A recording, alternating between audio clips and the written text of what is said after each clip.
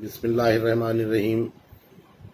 محترم بزرگوں، میرے عزیز ساتھیوں، میری ماؤں، میری بہنوں اور پیارے پیارے بچوں، السلام علیکم۔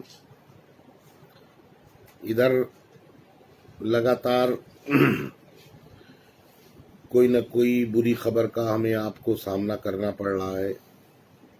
اللہ رب العالمین کی شاید یہ ہمارا آپ کا سب کا امتحان کا وقت ہے۔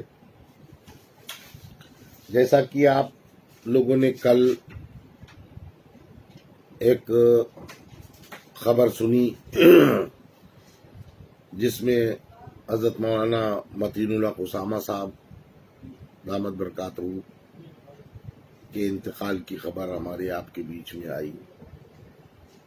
میں ادھر کئی مرتبہ سے اور بہت دن سے یہ چیز دیکھ رہا ہوں کہ جس میں رفتہ رفتہ ہمارے اکابرین، ہمارے بڑے دنیا سے رخصت ہوتے چلے جا رہے ہیں۔ یہ بھی ایک بڑا تشویش کی بات ہے کہ ہمارے بیچ سے وہ لوگ جو ہمارے قائد، ہمارے رہبر، ہمارے رہنما اور جو قوم و ملت کی فکر کرنے والے لوگ ہمارے بیچ سے دھیرے دھیرے رخصت ہوتے چلے جا رہے ہیں۔ دوستو، یہ بڑا درد کا معاملہ ہے۔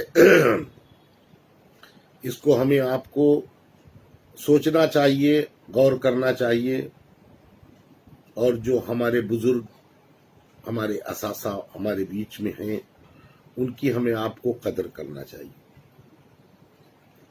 میرے بھائیوں، آپ حضرات کو معلوم ہے کہ ہمارے ملک میں جس طرح یہ کورونا وائرس کا ایک زبردست اثر دکھائی دے رہا ہے، اور آج کل تو لکھنؤ میں بہت زیادہ یہ پھیلا ہوا ہے، جس کو لے کر کے تمام چیزیں کچھ میڈیا کے ذریعے اور کچھ ہمارے اپنے لوگوں کے ذریعے معلومات حاصل ہوتی رہتی ہے۔ ابھی اسی ہفتے میں ہمارے ایک بہت ہی عزیز ڈاکٹر، ان کا نام بھی عزیز تھا اور بہت اچھے انسان تھے، بہت اچھے ڈاکٹر تھے، وہ بھی اسی مرض میں ان کا انتقال ہو گیا۔ اللہ ان سب کی بال بال کی مغفرت کرے اور جنت الفردوس میں اعلیٰ مقام دے۔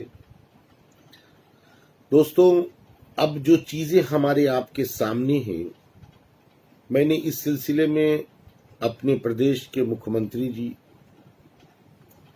پرمکھ سچیو گرہ جناب اونیش اوستھی جی، ہمارے لکھنؤ کے کمشنر صاحب جناب سجیت پانڈے جی، ہمارے لکھنؤ کے ضلع ادھیکاری جناب ابھیشیک پرکاش جی، اور ان لوگوں کو میں نے ایک خط کے ذریعے، ایک پتر کے ذریعے، جو ہم نے لوگوں سے، اپنے ڈاکٹر سے، اپنے صلاحکار سے، اپنے لوگوں سے معلومات حاصل کری، اس کو مد نظر رکھتے ہوئے ایک لیٹر میں نے بھیجا ہے، جس میں میری اعلیٰ ادھیکاریوں سے بات بھی ہوئی، اور یقیناً انہوں نے مجھے اس بات کو یقین بھی دلایا ہے کہ آپ کی ایڈوائز بہت اچھی ہے، اس پہ بہت جلد عمل ہوگا، اور شاید جلد سے جلد ہمارے آپ کے سامنے یہ فیصلہ آ بھی جائے۔ میں نے اس بات کو یوں رکھا کہ جو بغیر سمٹم کے، جن کی رپورٹ آ جاتی ہے کورونا پازیٹیو اور ان میں کوئی سمٹم نہیں ہوتے ہیں، ایسے مریض کو ہوم آئسولیٹ کے لیے، سیلف کوارنٹین کے لیے گھروں میں رکھا جائے، اور جو سرکاری ہدایت، جو ڈاکٹرز کی ہدایت ہے، اس ہدایت کے ساتھ اس کو وہ فالو کریں اور اپنے گھر میں رہیں۔ اس سے دو فائدے ہیں۔ ایک سب سے بڑا فائدہ یہ ہے کہ جو اسپتالوں کی پوزیشن ہے، ہاسپٹلز جو کووڈ 19 کے لیے بنائے گئے ہیں، سارے اسپتال فل ہو چکے، بھر چکے، ڈاکٹرز کو بیڈ نہیں مل رہے ہیں، یہ پوزیشن ہے۔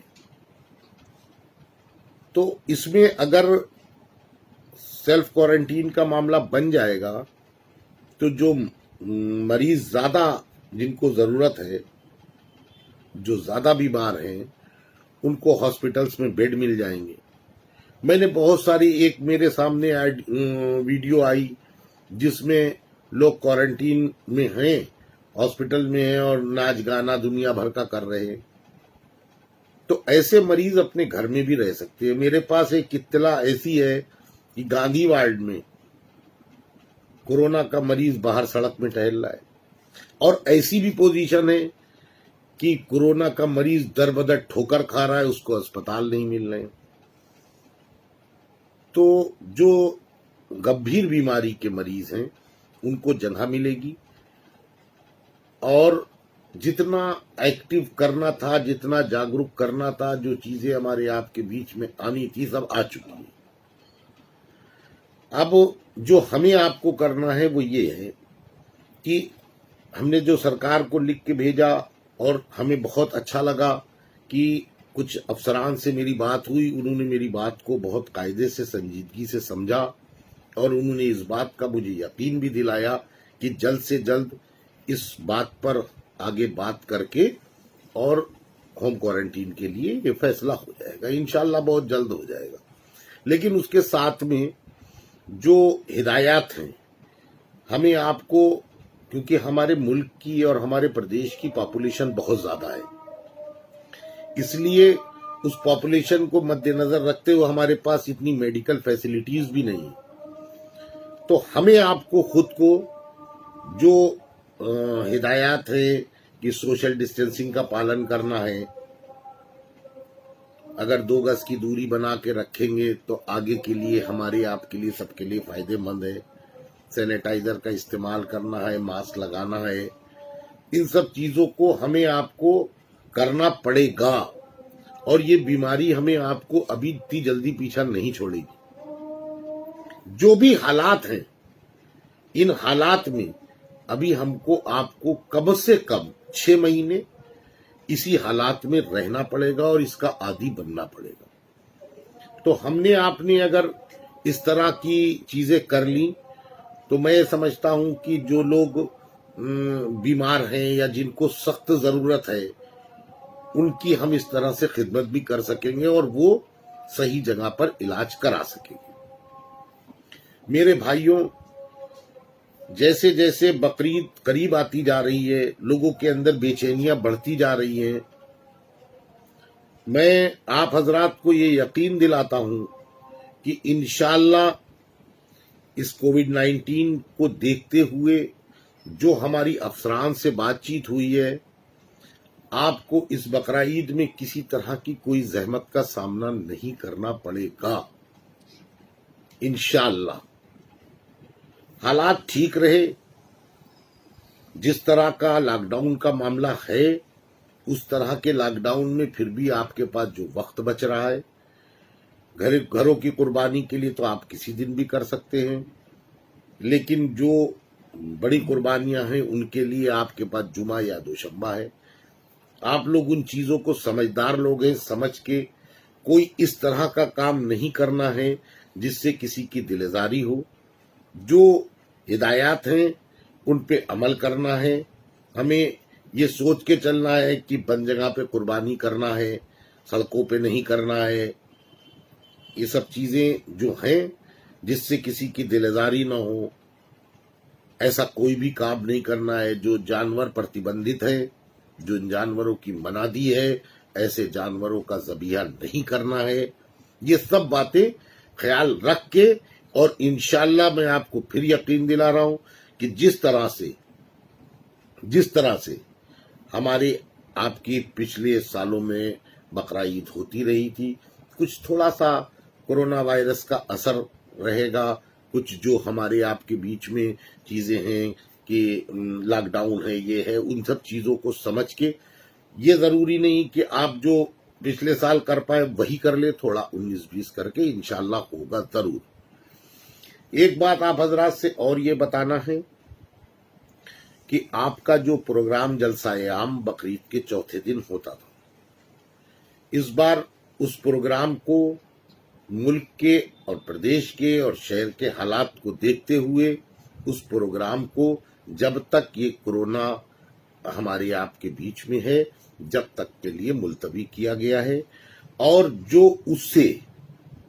जो हमारे एक्सपेंसेस होते थे, जो हमारे खर्च होते थे उस प्रोग्राम में, उस पैसे का आवाम के ऊपर, अपने गरीब मजबूर मजलूम लोगों के लिए उस पैसे को खर्च किया जाएगा, और किया जा रहा है, शुरुआत हो चुकी है। उसके साथ में एक काम उसमें और ये किया गया है कि इंशाअल्लाह मशवरा करके हम लोग एक ये प्रोग्राम करने जा रहे हैं कि ये जो बॉडी रखने के लिए डीप फ्रीजर होता है, इस डीप फ्रीजर को मस्जिदों में रखवाने के लिए उस प्रोग्राम के पैसे से, जो बजट होता है उससे, हम लोग इंशाअल्लाह ये भी एक कोशिश करेंगे कि मस्जिदों में डीप फ्रीजर रखवा दिया जाए, क्योंकि गर्मी में इसकी बहुत सख्त जरूरत होती है। उन पैसों को हम आवाम पर खर्च करेंगे जो हमारे बजट का है। एक बात आप हजरात से और ये कहना है कि मेरे भाइयों, ज्यादा से ज्यादा आप लोग इंस्टाग्राम पर जुड़िए, ताकि हम कोशिश में हैं कि हम आपसे लाइव इंस्टाग्राम पर रहा करें। और मेरे भाइयों, थोड़ा वक्त को समझिए कि हमको इखलास से मसावात में ढलना होगा, हमको इखलास से मसावात में ढलना होगा। वक्त नाजुक है, समझ बूझ के चलना होगा। हमको इखलास से मसावात में ढलना होगा, वक्त नाजुक है, समझ बूझ के चलना होगा। कुछ निगहबान वतन अपनी रविश भी बदलें, कुछ हमें अपने इरादों को बदलना होगा। दोस्तों, अपने इरादों को बदलिए, हालात को समझिए, हालात के हिसाब से चलिए, लोगों के भड़कावे में बहकावे में मत आइए। अपनी जान की खुद हिफाजत कीजिए, अपनी माल की खुद हिफाजत कीजिए, अपने गली महल्ले के हालात को ठीक कीजिए। एक बात आप हजरात से और कहना है, यह है यकीनन आप हजरात के लिए बहुत खुशी की बात होगी, क्योंकि अभी मशवरे में ये बात तय हुई कि बहुत से लोगों को एक हमको राय दी गई, किसी ने कहा कि आप आई कार्ड बनवा के दे दीजिए कमेटी के, तो उस पर भी मशवरा हुआ। हर चीज के दो पहलू होते हैं, एक पॉजिटिव एक निगेटिव।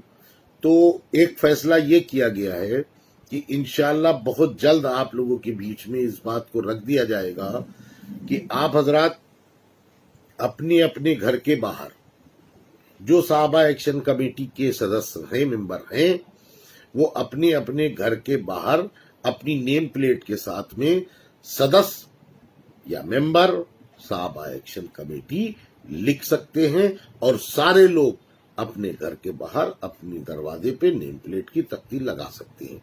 ये अभी हम लोगों के बीच में मशवरा हुआ है। इंशाअल्लाह जिस तरह के जो भी मशवरे आते रहेंगे, जो होते रहेंगे, जो हमारे आपके बीच में बातें होंगी, इंशाअल्लाह किसी मौके पे या अगले संडे को फिर आपसे गुफ्तगू करेंगे। इन्हीं बातों के साथ अपनी बात को खत्म करता हूँ। खुदा हाफिज।